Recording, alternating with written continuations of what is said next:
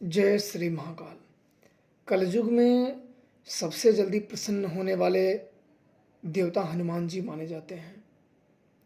थोड़ी सी पूजा से, थोड़ी सी भक्ति आराधना से हनुमान जी को जल्दी ही प्रसन्न किया जा सकता है। सच्चे मन से, साफ सुथरे से और मेहनत द्वारा अगर उनकी साधना आराधना, उनकी भक्ति की जाए तो उनकी कृपा बहुत ही सरलता से प्राप्त किया जा सकता है। योग्य गुरु का मार्गदर्शक होना अति आवश्यक है। योग्य गुरु वो हो जिसके ऊपर हनुमान जी की कृपा हो, उसी का मार्गदर्शक लेके आप इनकी अगर पूजा, सेवा, साधना, आराधना, भक्ति करते हैं तो जिस उद्देश्य से अगर आप करते हैं तो उस उद्देश्य की पूर्ति जल्दी हो जाएगी। और उद्देश्य की पूर्ति होने के बाद आप अगर हनुमान जी की पूजा सेवा करते हैं तो उनकी कृपा से आप भूत भविष्य वर्तमान किसी के बारे में जान लेना, दुख समस्याओं का निवारण कर देना, बहुत ऐसी सारी चीज़ें कर सकते हैं जो कि शब्दों से बताना संभव नहीं है। मैं एक घटना बता रहा हूँ जो कि मेरे जीवन की घटना है। हनुमान जी की जब मैं उनकी सेवा करता था, साधना करता था, वैसे मैं अपने जीवन में 4 साधनाएं हनुमान संबंधित की हुई है। सेवा तो बहुत किए हैं पर 4 साधनाएं की हैं। यहाँ तक कि मैं साधना के लिए एक स्वयं अपने हाथ से मंदिर का निर्माण कर दिया, छोटी सी, जहाँ मैं पूजा कर सकूँ और मुझे यहाँ वहाँ जाना ना पड़े। मैंने स्वयं ही अपने हाथों से एक छोटी सी मंदिर का निर्माण कर दिया हनुमान जी को और वहाँ स्थापना कर दी। और स्थापना करने के बाद मैंने खुद लोगों की जो समस्याएं हैं, औलाद ना होना, भूत प्रेत बाधा तो तुरंत ही खत्म हो जाते हैं, औलाद ना होना, ऐसी ऐसी लोगों की बाधाएं समाप्त हो गई हैं हनुमान जी की कृपा से। और इनकी कृपा से किसी को भी सुरक्षा दिया जा सकता है। साधना में घर की सुरक्षा, घर किलन, प्रेत बाधा या अन्य कुछ हो, बहुत ही आराम से इनकी कृपा से किए जा सकते हैं। क्योंकि साधनाओं में जब हम सिद्धि साधनाएं करते हैं तो सुरक्षा का बहुत विशेष महत्व होता है और सुरक्षा में चूक हुई तो बहुत बड़े संकट का निमंत्रण हो सकता है। तो आज एक आप लोगों को घटना बता रहा हूँ। एक बार की बात है जब एक लड़की की शादी हो गई थी तो उनकी लड़की पागल हो गई थी। बिल्कुल उनके किसी रिश्तेदार ने उसे भूत दे दिया था तो बिल्कुल वो खेलने लगी और जगह जगह गिर जाते थे, बेहोश हो जाती थी।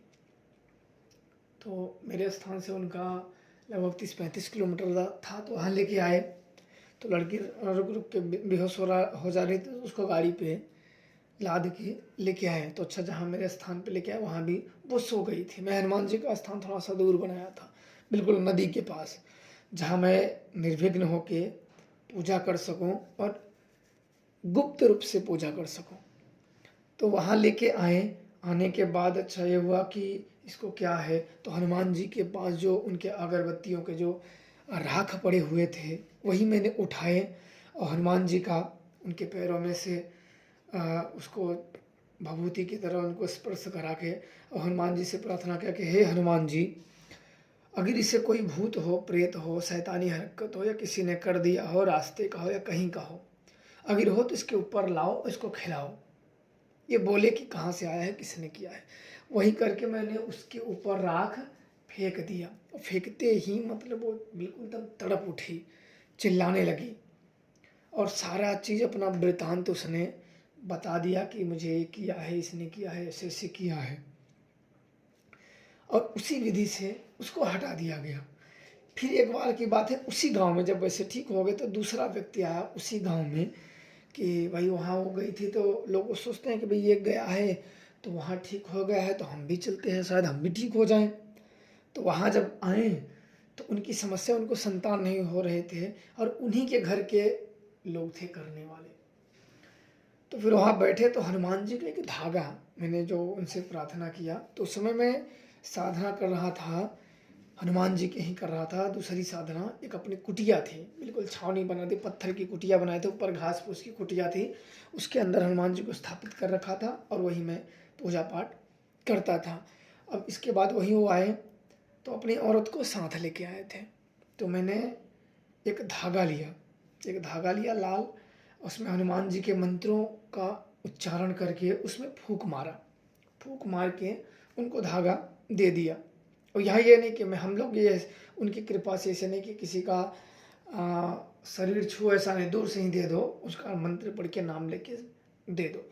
उनको दे दिया, उनको बोल दिया कि आप जाना, उस दिन जिस दिन मंगलवार हो उस दिन आप पहन लेना, अपने कमर में पहन लेना, और ये जब तक आपका लड़का हो न जाए तब तक इसे मत उतारना।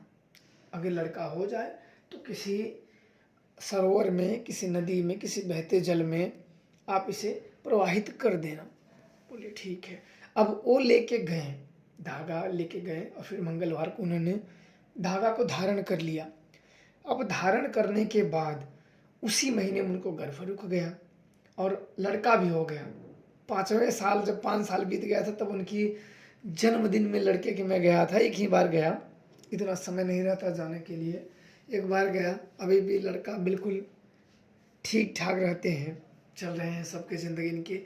तो हनुमान की भक्ति मैं आप लोगों को इस चीज़ों में एक दर्शाना चाहता हूँ, बताना चाहता हूँ कि योग्य गुरु के मार्गदर्शक से जब सेवा उठाएं, शक्तियों की सेवा उठाएं, तो उसे बीच में छोड़े ना, बीच में बिल्कुल मत छोड़ो, उसे करते रहो, उनकी सेवा करते रहो, उनका जो धूप दीप नैवेद्य जो है आप करते रहो और सच्चे हृदय से करते रहो।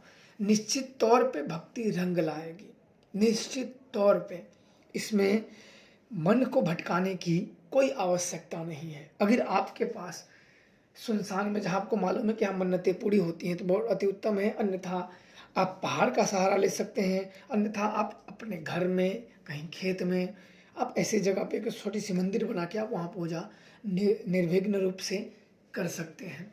और थोड़े ही दिन में बिल्कुल आप अगर सच्चे मन से करेंगे, समर्पण भाव से करेंगे, तो थोड़े ही दिन में आपको इनका असर दिखने लगेगा।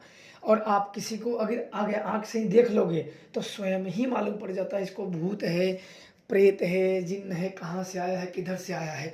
भक्ति जितनी बढ़ती जाती है, देख विद्या और शक्ति उतना ही प्रबल होती चली जाती है। और सच्चे मन और सेवा सत्कार से तो बड़ी बड़ी शक्तियों का आशीर्वाद प्राप्त हो जाता है।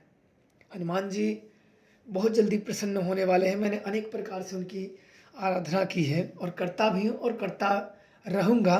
मैंने हनुमान जी से भी बहुत भूतों को इनसे ठीक किया है।